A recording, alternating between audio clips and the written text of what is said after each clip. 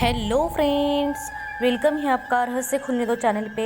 आज हम देखेंगे डरावनी कहानी डरावनी हवेली की।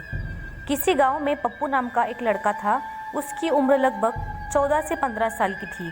वो बहुत ही सुंदर और पढ़ने में बहुत होशियार था। अपने माता पिता का वो एक आज्ञाकारी लड़का था। उसे पढ़ने का बहुत शौक था। पूरा पूरा दिन भर बस ही पढ़ता ही रहता था।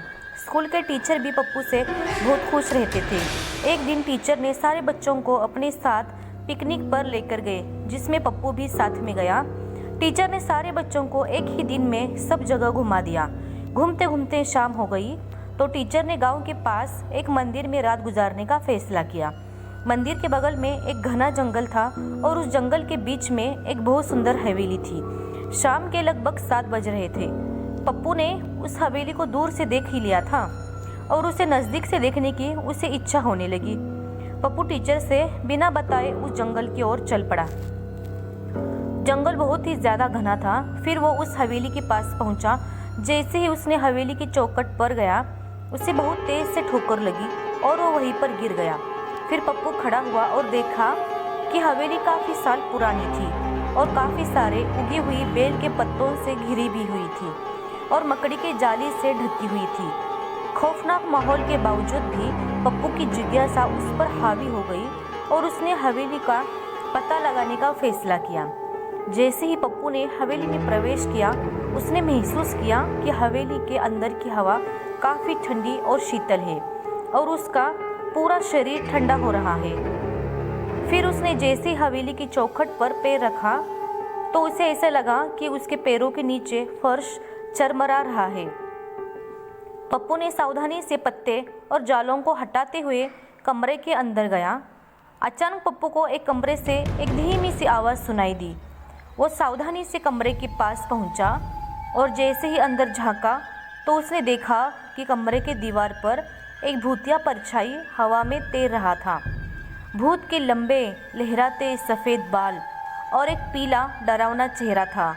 पप्पू का शरीर डर के मारे थर थर कांपने लगा। उसे बिल्कुल भी समझ में नहीं आ रहा था कि ये क्या हो रहा है। भूत को भी पता चल गया कि इस कमरे में कोई आ गया है और वो अपना डरावना चेहरा लेकर पप्पू की ओर मुड़ा।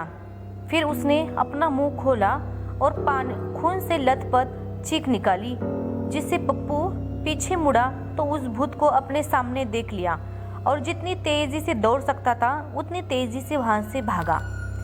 अब पप्पू ने तब तक दौड़ना बंद नहीं किया जब तक कि वह अपने स्कूल के सारे बच्चे और टीचर के पास नहीं पहुँच गया।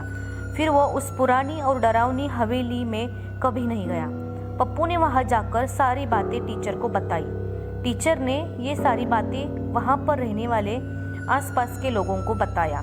फिर उन लोगों ने बताया कि बहुत पहले एक औरत यहाँ पर रहती थी और किसी कारण वो उनकी मौत हो गई और वो भूत बनकर वहाँ सबको डराती थी और जो भी उस हवेली में जाता था जिंदा वापस नहीं आता था। इसलिए तब से कोई भी उस हवेली में दोबारा नहीं गया।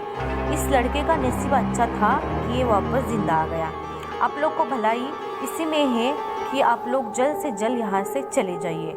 पप्पू और उसके टीचर वहाँ से उसी समय अपने घर वापस चले गए। दोस्तों, कैसे लगी ये डरावनी कहानी हमें कमेंट में ज़रूर बताइएगा। ऐसी कहानी देखने के लिए हमारे चैनल को लाइक, सब्सक्राइब और शेयर ज़रूर करिएगा। फिर मिलते हैं और एक नई रहस्यमयी और डरावनी कहानी के साथ अगले वीडियो में।